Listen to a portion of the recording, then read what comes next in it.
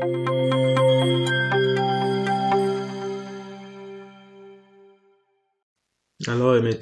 bonjour mes très chers abonnés, ici c'est Jordan Kwank et bienvenue dans cette nouvelle vidéo YouTube dans ma chaîne YouTube Parcours d'ingénieur. Alors qu'aujourd'hui, nous allons parler vraiment d'un sujet aussi très important que celle de la dernière fois. Nous allons parler ici de la liste des documents nécessaires pour faire une demande d'admission dans les cégeps. Alors vraiment, cette vidéo est capitale. Il faut comprendre, je dis bien, il faut comprendre. C'est plus difficile d'avoir une admission dans un cégep que même à l'université parce que je vous dis, si vous voulez avoir une admission dans une université, vous pouvez faire 5 universités en même temps. Est-ce que vous comprenez? Vous pouvez faire même 10. Autant que vous voulez, mais le cégep, c'est différent là. Vous voyez? Et vous avez dit que la SRAM, c'est cet organisme qui se charge de gérer les demandes d'admission pour les cégep. Et on ne peut faire qu'une seule demande d'admission en même temps dans la SRAM. Donc vous voyez, donc c'est un peu ça. Et pour faire une nouvelle demande d'admission, vous devez attendre le résultat de la demande que vous avez passée précédemment pour pouvoir soumettre une nouvelle demande. Donc, c'est un peu plus complexe, un peu là. Est-ce que vous voyez? Alors, ça, j'ai fait la vidéo précédente où je vous invite, où je vous parlais un peu de la SRAM, les différentes questions dont les gens se posent généralement sur la SRAM. Je vous ai montré la four question, c'est juste en bas. Voici là, il y a la four question. Bon, il n'y a pas l'onglet ici, mais il y a la four question. Si vous savez un peu de parcours là, c'est cet ensemble de questions dont les gens on a déjà répondu. Donc vous pouvez aller là-bas pour un peu essayer de lire les différentes questions qu'on a déjà répondu à propos de la SRAM pour vous informer. Parce que si vous faites des demandes sans bien vous informer, là, vous aurez des refus sans comprendre pourquoi vous avez eu des refus. Alors, sans plus tarder, nous allons parcourir la liste des documents qui sont vraiment importants pour faire une demande d'admission dans un cégep. La liste des documents obligatoires, c'est même pas important, obligatoire. Alors, comme je vous disais, la raison qui se charge des traitements des demandes d'admission, alors, donc c'est eux aussi ils vont imposer la liste des documents nécessaires. Et parmi les documents nécessaires, vous connaissez tous, il y a beaucoup de personnes de personnes qui me posent la question, il y a le test de langue. Donc, si vous voulez faire une demande d'admission d'un cégep de la SRAM, il va vous falloir le test de langue. Alors, sans plus tarder, entrons dans le vif du sujet tout de suite. Alors ici, c'est l'onglet de la SRAM. Vous voyez ici, je suis allé dans l'onglet préparer vos demandes. Comment je suis arrivé ici? Je suis allé dans l'onglet préparer vos demandes d'admission. Ensuite, je suis allé sur l'onglet étudiant international. Parce que vraiment, nous sommes les étudiants internationaux, donc vraiment, allons sur l'onglet qui nous concerne. Nous ne sommes pas les étudiants. Bon, je parle généralement. Cette vidéo, c'est pour l'immigration. Donc, ça veut dire que vous êtes à l'extérieur du Canada. Donc, ça veut dire que vous êtes étudiant international. Donc, c'est pas pour les étudiants réguliers. Alors, qu'est-ce qui se passe? Préparez vos demandes d'admission. On va un peu faire une petite lecture. Veuillez noter que les étudiants internationaux doivent être présents au Canada pour réaliser leurs études collégiales car ils auront à suivre des cours en présentiel. La formation à distance dans d'autres pays n'est pas autorisée. Non, vraiment, il y a plus de formation à distance, tout ça. Vous devez venir sur vos formations au Canada. Date importante. La dernière journée pour déposer une demande d'admission est. Voilà. Donc, si vous voulez déposer une demande d'admission pour l'hiver, la dernière journée, c'est le 31 août. Si vous voulez déposer une demande d'admission pour l'automne, la dernière journée, c'est le 31 mars. Point. Donc, voici les différentes dates. Quand est-ce que je dois déposer ma demande d'admission pour l'automne 2023? C'est avant le 31 mars. Donc, c'est avant le 31 mars 2023. Pour la demande en hiver, c'est avant le 31 août. Donc, vous avez encore le temps pour ceux qui veulent venir en hiver. Donc, c'est un peu ça. Maintenant, documents nécessaires. Donc, c'est maintenant ici, c'est maintenant cette partie ici qui est vraiment l'objet de la vidéo, documents nécessaires. Les autres parties, c'était juste des parenthèses. Alors, on va aujourd'hui maintenant les documents nécessaires. Vraiment, ces documents-là, vraiment, c'est vraiment important. Alors, on va parler de quoi ici? On va dire, les documents qui vous seront demandés le seront selon votre situation. Lorsque vous aurez complété une demande d'admission, le système vous indiquera la liste des documents que vous devez fournir au SRAM. Il peut s'agir on vous dit bien, il peut s'agir. Mais dans la vidéo suivante, je vais vous simuler une demande d'admission d'un cégep de Trois-Rivières. Et ensuite, vous allez voir les documents qu'on va me demander.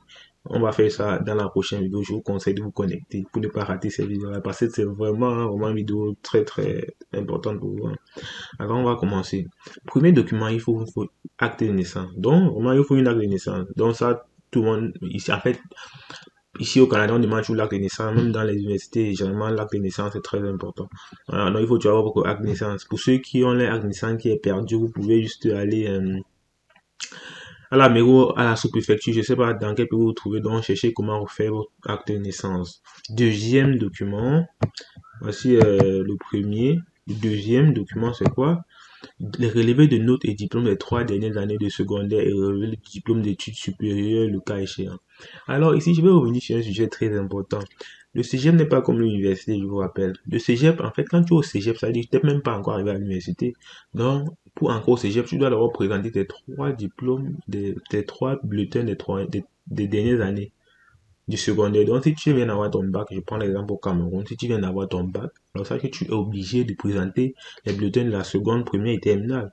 Donc, il faut savoir ça, plus ton diplôme, plus relever les notes de ton diplôme du baccalauréat. Donc, c'est très important, il faut avoir ça. Et si tu as eu à faire des études universitaires, il faut également présenter ces relevés de notes-là. Et faire également comment j'appelle ça? Tu peux également faire ce qu'on appelle un, euh, certificat de scolarité pour l'année qui est en cours. Donc, on a eu à parler de ça dans la liste des documents nécessaires pour faire une demande d'admission à l'université. Je vous ai un peu expliqué tout ça. Ici, dans le troisième, quand on a quoi? Un résultat de test de français. Dans ça, voici le troisième cas, je vous souligne ça. Un résultat d'un test de français. Alors, pour ceux qui me demandaient, j'ai eu beaucoup de questions dessus. Est-ce que j'ai besoin du test de français pour faire les demandes d'admission au cégep de Trois-Rivières, dans le cégep d'Antibiti, dans le cégep de Ottawa, dans le cégep de Sherbrooke? Bah, si votre cégep fait partie des cégeps de la SRAM, je répète bien, si votre liste de cégep fait partie des cégeps de la SRAM, parce qu'il faut comprendre, la SRAM a 32 cégeps. Alors, si votre cégep fait partie de ces 32 cégeps-là, vous devez présenter automatiquement un test de français. Alors, je vais vous montrer dans l'une des vidéos, dans l'une des prochaines vidéos que je vais faire autant pour moi, la liste des 32 cégeps que la SRAM que comporte la SRAM. Donc, vraiment, le test de français, vous devez faire le test de français. Voilà. Maintenant, en bas, là, on va plus parler du test de français. Alors, comme je pense que ça c'est le quatrième document d'une évaluation comparative qui peut être réalisée par la SRAM. En fait, ici, ça veut dire quoi? On dit, vous avez besoin d'une évaluation comparative. L'évaluation comparative, c'est quoi? L'évaluation comparative, c'est lorsque, en fait, la SRAM prend vos documents, parce que lorsque vous faites demande d'admission, la SRAM prend vos documents, et maintenant il doit comparer que ces documents au système canadien pour voir si c'est équivalent en fait. Parce que pour venir au cégep, tu dois déjà avoir fait un nombre d'années au secondaire. Je pense que c'est 5 ans. Ouais, je pense que c'est 5 ans, je pense bien. Donc ils prennent ton diplôme, ils prennent leur système, ils essayent de comparer, voir est-ce que ton diplôme correspond peut te permettre d'entrer au cégep. En fait, c'est ça qu'on appelle l'étude comparative. Il essaie de voir si est-ce que ce diplôme-là te donne l'autorisation d'entrer au cégep. Mais généralement, un baccalauréat en Afrique te permet d'entrer au cégep sans problème. Donc avec ça, t'as même pas peur. Tu vois, t'as pas peur, tu vas entrer au cégep avec ça. Donc, et ça, le diplôme comparatif. Mais c'est la SRAM. Vous n'avez pas à vous inquiéter pour cette évaluation comparative. C'est la SRAM qui se charge automatiquement de ça. Donc, lorsque vous soumettez vos demandes, eux-mêmes, ils font automatiquement une évaluation comparative pour vous. Donc, ne vous inquiétez pas pour l'autre là. Sauf que vous allez payer 50 $ de plus pour ça. Voilà, donc c'est tout. Et maintenant, comme sixième document, en fait, c'est juste le paiement. Donc, lorsqu'à la fin de votre demande d'admission, vous devez faire votre paiement. Donc, ici, c'est la liste de ce que vous devez préparer.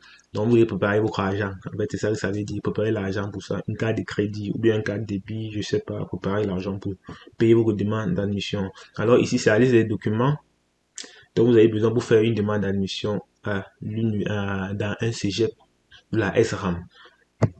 Alors, on va un peu descendre, on vous dit attention. Attention, donc ici, il faut un peu lire cette partie-là. On va directement aller. Bon, ici, ils disent quoi? Ils disent que en raison des pandémies Covid, aucun document reçu par la poste. Donc ici, ça veut juste dire que ça vous concerne pas ça concerne pas les gens de l'Afrique en fait, parce que personne ne va envoyer ces documents de l'Afrique jusqu'à ici, jusqu'au Canada. Non, tous les documents se soumettent en ligne. Donc, ce que vous devez retenir, c'est que tous les documents, vous devez soumettre en ligne. Après avoir déposé votre demande d'admission, il y a un onglet qui va s'ouvrir pour vous permettre de soumettre vos documents. Donc, vous n'avez pas à vous inquiéter. Et tous les documents se déposent en ligne. Et les noms des documents nécessaires sont vraiment spécifiés dans cette page-là. Donc, vous n'avez pas à vous inquiéter. Alors, on parle également relevé de notes de diplôme. Bien que vous ayez pu compléter des études universitaires, la SRAM absolument besoin des relevés de notes du secondaire. Donc, ça veut dire quoi? Même si vous avez les diplômes universitaires, ça que je vous dis, ici, la SRAM, c'est ça que je vous parle ici, il vous faut absolument les bulletins du, du, de vos 3 dernières années du secondaire. C'est vraiment important, même si vous avez la licence, même si vous avez le master. Parce que ce n'est pas avec la base du master ou bien la licence ou bien qu'on va vous admettre au cégep. Non, c'est avec la base de ton baccalauréat de tes 3 dernières années du secondaire. Donc c'est possible que tu aies la licence avec une mention très bien, avec 15 sur 20, même avec ton master avec 17 sur 20. Mais si tu n'as pas, si t'as pas les bons bulletins de secondaire, alors on peut refuser ta demande parce que on se sert plutôt des bulletins de secondaire pour te donner une admission dans un cégep en fait. J'espère qu'on se fait comprendre absolument. C'est ça qu'ils essaient d'expliquer dans cette partie. En vous disant quoi, ils vous essaient de vous expliquer ça ici en vous disant que même si vous êtes complété des études universitaires, on a toujours besoin de vos bulletins du secondaire. Voilà, donc c'est vraiment important. Faut pas dire que non, comme je suis déjà à l'université, j'ai déjà la licence, non, je vais plus présenter, je vais seulement présenter mes relevés de notes de licence, je vais présenter mes bulletins de secondaire. Non, ça ne se fait pas, c'est obligatoire en fait, c'est obligatoire. Alors, on va également parler du test de langue. En fait, cette partie, c'est juste pour des remarques.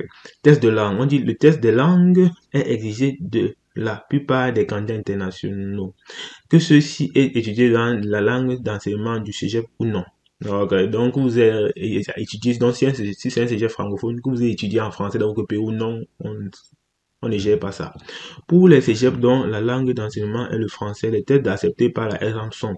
S'il vous plaît, ici, il faut voir la liste des tests acceptés avant d'aller faire un test. Parce que il faut pas aller juste faire les tests parce que, et ensuite vous venez ici, c'est pas reconnu par la SRAM. Alors c'est votre problème. Alors la liste des tests acceptés par la SRAM, les tests de français sont le Braille langue français, le TCF tout public, le DELF tout public niveau B2, DALF, DEF, le TEF, voilà, test express, TEF Québec, TEF Canada. Voilà, on vous donne ici, s'il vous plaît. On vous dit ici le TEF. Pardon, ça c'est une remarque très importante. Vraiment, il faut comprendre ici. Voici la liste des tests nécessaires qui sont connus par la SRAM. Mais on vous dit entre parenthèses, lisez bien cette parenthèse, s'il vous plaît. Les tests TEF Express, TEF Québec et TEF Canada ne sont pas acceptés. Vous les exigez. Important, la SRAM n'accepte plus de tests TFI depuis le 1er avril 2019, s'il vous plaît les gars. Donc on vous dit voici la liste des tests que la SRAM accepte pour le traitement des demandes d'admission, mais il y a aussi une liste de tests qui sont pas acceptés. C'est le test TEF Express, le test EF Québec, le TEF Canada. Ce sont des tests qui ne sont pas acceptés. Donc, si vous voulez faire un test pour faire une demande d'admission d'un cégep, alors il faut laisser parce que ce n'est pas accepté par la SRAM. Ça ne sera pas reconnu.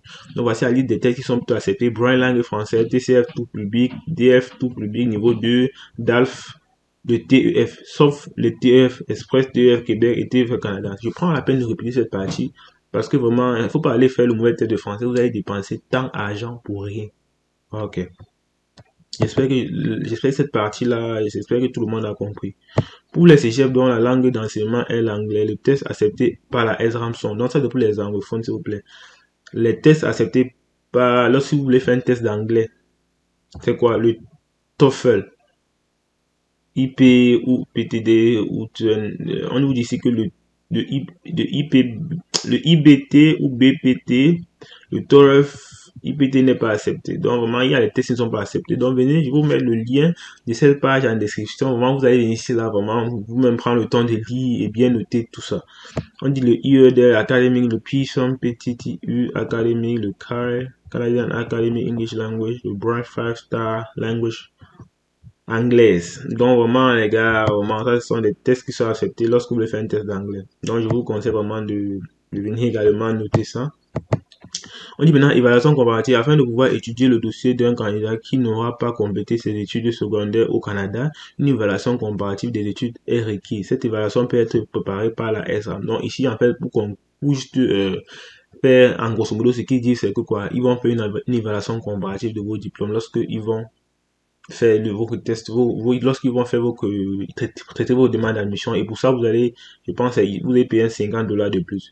Mais vous allez faire ça juste une seule fois. Donc, si vous voulez faire une première demande, la première demande toujours ça, mais après, si vous voulez faire une seconde demande, on va plus demander parce qu'ils ont déjà vos tests comparatifs. Paiement de la demande. Bon, ici, on demande que le paiement de demande se fait par une carte de crédit, virement bancaire. Donc, vous pouvez payer par carte de crédit, par virement bancaire. Donc, c'est un peu ça. Maintenant, le virement bancaire, voici les informations pour faire le virement bancaire ici. Si vous avez besoin de virements bancaires, vous pouvez aller dans une banque de votre pays. Voilà encore une autre façon de payer les droits les frais de demande d'admission. Vous pouvez faire un virement bancaire. Mais ici, on dit voici les informations que vous devez fournir à votre institution bancaire pour effectuer un virement. Institution financière, Banque nationale du Canada. Donc, en fait, ici, c'est lorsque vous voulez faire un virement bancaire, voici les informations dont vous avez besoin pour faire ce virement bancaire.